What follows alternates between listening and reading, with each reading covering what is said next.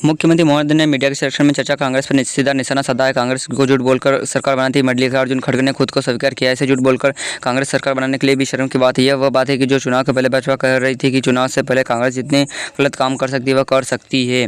महोदय ने कहा कि कांग्रेस के सभी नेताओं को माफी मांगना चाहिए आम जनता के लिए जिसने झूठ बोलकर उन्हें हिमाचल की सरकार बनवाई, कर्नाटक की सरकार बनवाई। झूठ के पहाड़ से आज नहीं तो कल उनका सम्मान होता है ही। जनता परेशान होती है। उम्मीद करूंगा कि जिस प्रकार की प्रधानमंत्री नरेंद्र मोदी के नेतृत्व में सरकार काम कर सकती है उसे इस बदल दौर महाराष्ट्र और झारखंड में दोनों की राज्य में भाजपा की मध्य प्रदेश के पूर्व मुख्यमंत्री और कांग्रेस अध्यक्ष कमलनाथ ने उपचुनाव से पहले सरकार पर कार्यप्रणाली पर सवाल उठाया। उन्होंने कहा कि भाजपा द्वारा विधानसभा चुनाव के लिए कई वादे झूठ साबित हुए हैं। कमलनाथ ने लालीबाग योजना के नए हितग्राहियों को जोड़ने को लेकर रुके हुए काम को लेकर सवाल उठाया है। पूर्व सीएम कमलनाथ ने अपने सोशल मीडिया हैंडल एक्स पर पोस्ट करते हुए कहा कि मध्य प्रदेश की सीहोर जिले में बुंदेली और शहरपुर जिले की विजयपुर विधानसभा सीट पर उपचुनाव होने जा रहा है। मध्य प्रदेश के ये दोनों ही उपचुनाव जनता को सरकार ने 10 महीने के कामकाज की समीक्षा करने और सरकार को कार्यबद्ध करने का अवसर देती है। यह उपचुनाव जनता और अपने वोट की ताकत से सरकार की नीति खोलने और उन्हें आईना दिखाने का मौका देती है। शिवपुरी में आए पूर्व मुख्यमंत्री दिग्विजय ने शेरपुर जिले के विजयपुर में हो रहे उपचुनाव पर फिर सवाल उठाया। अल्प प्रयास पर आए दिग्विजय ने शेरपुर टूरिस्ट विलेज मीडिया के सक्षम कहा कि शेरपुर में विजयपुर उपचुनाव में भाजपा नहीं बल्कि प्रशासन चुनाव लड़ रहा है। चुनाव में वोटों को लुभाने के लिए हर दूसरे दिन प्रदेश के मुख्यमंत्री शेरपुर विजयपुर क्षेत्र में आ रहे हैं और अधिकारी कर्मचारी भाजपा के लिए काम कर रहे हैं। ने आगे कहा कि चुनाव आयोग के उनके साथ पक्षपात कर रहा है। सरकार उनके कांग्रेस कार्यकर्ताओं के खिलाफ कितने ही झूठ मामले दर्ज कर लेकिन कार्यकर्ता इसके डरने वाले नहीं है। कांग्रेस गरीबों की लड़ाई लड़ने वाला पार्टी और विजयपुर में प्रशासन इस चुनाव को पूरी तरह से प्रभावित करने लगा। इसके बाद भी कांग्रेस कार्यकर्ता मजबूती से चुनाव लड़ रहा है और कांग्रेस की ही जीत होगी। मध्य प्रदेश के उमरिया जिले के अंतर्गत आने वाले बांधवगढ़ में 10 हाथियों की मौत के बाद सरकार एक्शन मोड में है। रहवासी क्षेत्र में पहुंचकर आतंक मचा रहे जंगली हाथियों ने शनिवार को 2 ग्रामीणों की कुचलकर हत्या कर दी। इस हमले में एक शख्स घायल हुआ है और बताया जा रहा है कि लोगों को हमला करने वाले हाथियों का झुंड नहीं 10 हाथियों में से है जिनकी हाल में अज्ञात कारणों के चलते अचानक मौत हुई है। फिलहाल मामले की गंभीरता से लेते हुए खुद मुख्यमंत्री महोदय ने दोनों मृतकों के परिवार को सहायता राशि प्रदान करवाई है। सीएम महोदय ने हादसे में गंवाने वाले दोनों मृतकों के परिजन को 8-8 लाख रुपए मुआवजा राशि देने का ऐलान किया है। बता दें कि बांधवगढ़ में हाथियों की मृत्यु की घटना के साथ 27 किलोमीटर दूर ही मध्य प्रदेश की राजधानी भोपाल में भारत के पूर्व प्रधानमंत्री लाल बहादुर शास्त्री की प्रतिमा पर जूते रखने वाले आरोपी को पुलिस ने गिरफ्तार कर लिया। मामले की गंभीरता से लेते हुए पुलिस ने शहर के बिरला मंदिर के पास ओमनगर में रहने वाले करण बैरागी के नाम के युवक को प्रधानमंत्री की प्रतिमा के अपमान के मामले में गिरफ्तार किया। पुलिस का कहना है कि ये आरोपी नशे का आदती और नशे की हालत में ऐसे हरकत की है। बता दें कि यह घटना सामने आने के बाद प्रदेश के कार्यकर्ता समाज के लोगों के साथ कांग्रेस के नेता ने आपत्ति जताई। कांग्रेस कार्यकर्ता ने प्रतिमा को दूध स्थान कराया, साथ ही आरोपी को जल्द ही जल्द गिरफ्तार करने की मांग की। मामले की तूल पकड़ने के बाद पुलिस ने गंभीरतापूर्वक आरोपी की तलाश शुरू कर दी है। आपको बता दें कि ये भोपाल के स्थित कुंभ को उठाकर संभाग मेट्रोल हाल में पास स्थित लाल बहादुर मार्ग पर राष्ट्रीय सेवा संघ आरएसएस 27 वर्ष पर पंच परिवर्तन संदेश को देश भर में पहुंचाया जाएगा। ग्वालियर में विशेष प्रतिवर्ण वर्ग में संघ प्रमुख डॉक्टर मोहन भागवत के शानदार प्रचारण को इस संदेश का सबसे सिखाया जा रहा है ताकि यहां संदेश पूरे घर तक पहुंचाया जा सके। जानकारी अनुसार प्रतिवर्ग के पंच परिवर्तन में परिवार जागरूकता का पर्यावरण संरक्षण स्वदेशी जीवन शैली सामाजिक समस्या और नागरिक प्रगति को शामिल किया गया है। यह संदेश हर गांव हर कस्ती तक पहुंचाने जिम्मा संघ के सेवकों का होगा। इसके अलावा सभी प्रचारकों को इन लक्ष्यों का प्रस्ताव करने के तरीकों के बारे में चर्चा की गई। राष्ट्रीय सेवा संघ के मोहन भागवत जी विजयादशमी 2025 सभी 97 दिवस तक लक्ष्यों को कैसे पूरा कर जाएगा इसके बारे में बताया। और मध्य प्रदेश में फैमिली पेंशन का लाभ लेने के पात्रों से संबंधित एक मामला सामने आया है। यह दरअसल एमपी के हाई कोर्ट ने महत्वपूर्ण निर्णय स्पष्ट किया कि दिव्यांग कर्मचारी की अविवाहित पुत्री 24 वर्ष की आयु पूरी होने के बाद फैमिली पेंशन का लाभ नहीं ले सकती है। यह फैसला न्यायाधीश संजय देवरेदी की एक मिनट द्वारा सुनाई गई जिसमें 29 वर्षीय युवती द्वारा दायर की याचिका की सुनवाई के योग्य न मानते हुए खारिज कर दिया गया है। जानकारी मुताबिक यह याचना मोना ठाकुर ने दायर की थी जो जबलपुर निवासी याचना करते दावा किया है उसके पिता गणेश प्रसाद शासकीय सेवा में थे और उनके निधन के बाद उनकी मां को फैमिली पेंशन प्राप्त हो रही थी। मां के 29 मार्च 2003 को निधन के बाद मोना ने फैमिली पेंशन का लाभ पाने के लिए अदालत में गुहार की। मुरैना चंबल नदी सेवाराघाट पर 76 करोड़ से लागत से बन रही इस पुल का निर्माण 75% से ज़्यादा पूरा हो चुका है। 3 महीने के बाद ये पुल आगमन के लिए शुरू होने का असर दिख रहे हैं। इस पुल के बनते ही कलारस जोधा क्षेत्र 34 सालों से चल रहा है इंतजार खत्म हो जाएगा और चंबल का क्षेत्र राजस्थान के बाड़ी सेवरा सीधे जुड़ जाएगा।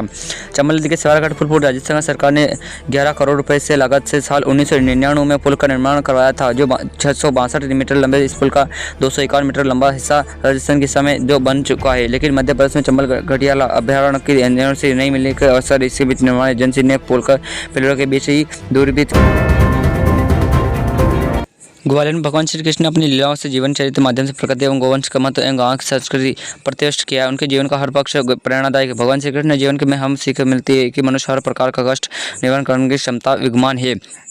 ये बात सीएम मोदी ने ग्वालियर के आदर्श गौशाला लाल टी पर गोवर्धन पूजा एवं मध्य प्रदेश स्थान दिवस के उपलक्ष्य में आयोजित किए जिला स्तर समारोह में व्यक्त की। उन्होंने कहा कि भगवान श्री कृष्ण द्वारा समाज की भलाई के लिए रखी गई आदर्श को सम्मान लाने के लिए सरकार ने गौ पूजन एवं गोवर्धन पूजा करने का निर्णय लिया है। मुख्यमंत्री मोदी ने इस अवसर पर गौ माता पूजन किया और हाथों से फेर कर हर चर्चा खिलाकर गौ माता से आशीर्वाद प्राप्त किया। एक पीएससी पर्यटन वायुसेना से माध्यम से अब मध्य प्रदेश के दूरराज्य के क्षेत्र छोटे छोटे विमान के कंट्रोल से जिले जोड़ा जा रहा है। मध्य प्रदेश सरकार ने भोपाल के 4 स्थानों पर पर्यटन सेवा शुरू की। इसके विस्तार करने सबसे बड़ी बात यह कि विरायता दरों वायुसेना से उपलब्ध कराई जा रही है। मध्य प्रदेश के पर्यटन एवं संस्कृति विभाग के प्रमुख सचिव शिवशेखर शुक्ला ने बताया कि मध्य प्रदेश देश का एकमात्र ऐसा राज्य है जहाँ ये पर्यटकों का आकर्षण करने के लिए एक छोटी विमान के जरिए राजधानी उसकी कंट्रोल जोड़ दी गई है। उन्होंने बताया कि पीएससी पर्यटन वायुसेना को 3 महीने का समय बीत चुका है, जिसमें पर्यटन की ओर से काफ़ी अच्छी रुझान मिल रही है। उन्होंने बताया कि भोपाल के रीवा, सिंगरौली, खजुराहो और जबलपुर के लेकर मध्य प्रदेश में 2 विधानसभा सीटों पर उपचुनाव होना है। इसमें भारतीय जनता पार्टी और कांग्रेस दोनों ही जीत के लिए पूरी ताकत लगा रही। दोनों का भरोसा है कि लाली बहन योजना आशीर्वाद बना उन्हें जीत की ओर ले जा सकती है। मध्य प्रदेश के पूर्व मुख्यमंत्री मोहन यादव ने लाली बहन योजना के जरिए महिलाओं को 3000 रुपये तक भविष्य में देने का वादा कर रही है। वही कांग्रेस अभी 3000 रुपये देने की मांग उठा रही है। मध्य प्रदेश के पूर्व मुख्यमंत्री शिवराज सिंह चौहान के लोकसभा जीतने के बाद बुंदेली विधानसभा सीट पर खाली हो गई है। इसी तरह श्योपुर जिले के विजयपुर विधानसभा सीट पर रामनिवास रावत के कांग्रेस छोड़कर बीजेपी में शामिल होने की वजह से खाली हो चुकी है। दोनों ही विधानसभा सीट पर 13 नवंबर मतदान होना है। इससे पहले लाली बहन योजना दोनों की पार्टी के बीच राजनीति का बड़ा कारण बन कई लोग कुछ खरीदने से पहले कई दुकानों पर सामान देखते हैं। किसी की पसंद थोड़ी अलग होती है, जिस वजह से वह आसानी से सामान नहीं खरीद पाते। कई दुकानदार आते हैं तो सामान देखते हैं, कई बार वह बिना कुछ लिए वापस चले जाते हैं। दुकान इस तरह से ग्राहकों को पूरा दिन संभाल देते हैं, लेकिन एक समय ऐसा आता है जब वह चिढ़कर या परेशान होकर ग्राहक से कुछ कर देता है। सही मामला भोपाल के सामने आया, जहाँ एक शख्स अपने परिवार के शॉपिंग करने पहुंचा। वहाँ पर उसे दुकानदार से सिर्फ इतना बोल दिया कि अंकल जी ये साड़ी कितने रुपए की है। ऐसे ही विवाद छिड़ गया। जो वीडियो सामने आया जिसमें शख्स अपनी पत्नी और बच्चों के साथ एक साड़ी दुकान में आता है दिखा देता है। इस दौरान उसकी दुकानदार से बहस हो जाती है। पत्नी बीच गुना जिले के कुंभराज तहसील के गर्भहात कस्बे में स्थित एक मंदिर में स्थापित शिवलिंग असामाजिक तत्वों ने तोड़ दिया। इसके बाद उसे अपने साथ ले गए। इस घटना से इलाके में लोगों ने भारी आक्रोश में विराट में कस्बे में सभी बाजार बंद कर दिए गए और बड़ी संख्या में महिलाएं मंदिर में बाहर धरने देकर बैठी। उन्होंने कहना है कि जब तक हमारे बाबा वापस नहीं आते यहाँ से नहीं हटेंगे। इसे चाहे कितना भी समय क्यों ना लग जाए, हम हटने वाले नहीं हैं। जानकारी के अनुसार गर्भा के ब्राह्मण चौक क्षेत्र में भगवान शिव का एक प्राचीन मंदिर है। रविवार सुबह 5:30 बजे भक्त रोजाना की तरह मंदिर पहुंचे तो उन्हें स्थापित शिवलिंग नहीं मिला। नजदीक से देखने पर पता चला कि किसी ने मध्य प्रदेश कांग्रेस में सब कुछ ठीक नहीं चला। जीतू पटवारी ने 10 महीने के बाद अपनी टीम की जारी लिस्ट वही पहले लिस्ट में जारी होते ही बगावत की बिगुल बच गया। जीतू पटवारी ने आनंद फनान में दूसरी लिस्ट जारी की, लेकिन वह भी उनके लिए गले की फांसी बन गई। जीतू पटवारी ने मंगलवार की देर रात लिस्ट जारी की और बुधवार को सुबह इस्तीफे की झड़ी लग गई। दरअसल दूसरी लिस्ट में नेताओं का मनाने के लिए चक्कर में टीम शामिल तो किया, लेकिन नेताओं का कहना है कि इनका डिमोशन कर दिया गया। जनरल सेक्रेटरी नेताओं ने सहायता सचिव बना दिया गया। कांग्रेस में मंच में घमासान का फायदा इधर भाजपा ने लेना शुरू कर दिया है। भाजपा नेता ने जीतू पटवारी का जमकर हमला बोला है।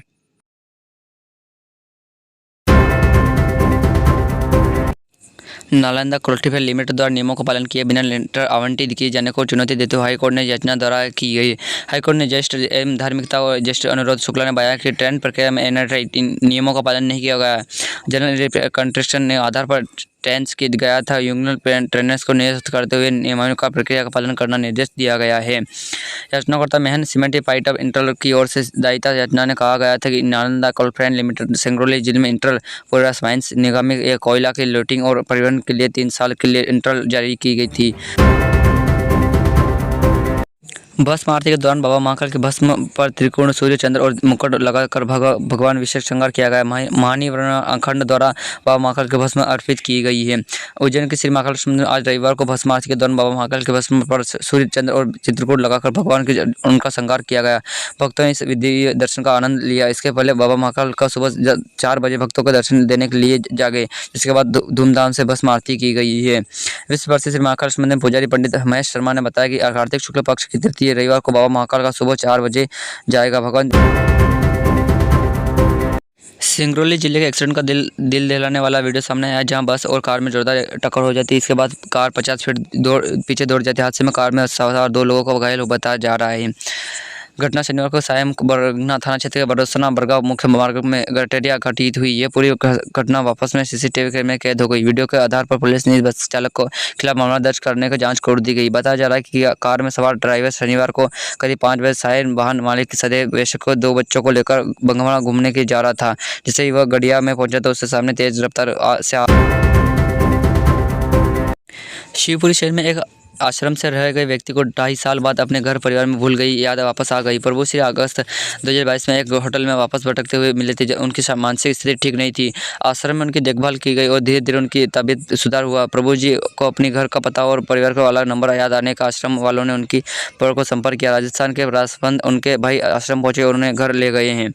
प्रभु जी का कहना है कि दिल को छू लेने वाला ये 2.5 साल पहले उनकी हालत बहुत खराब थी। वो खुद का ध्यान रखने में असमर्थ थे। इन दौरान आश्रम के लोगों ने उनका सिर सहारा दिला, बल्कि उनके परिवार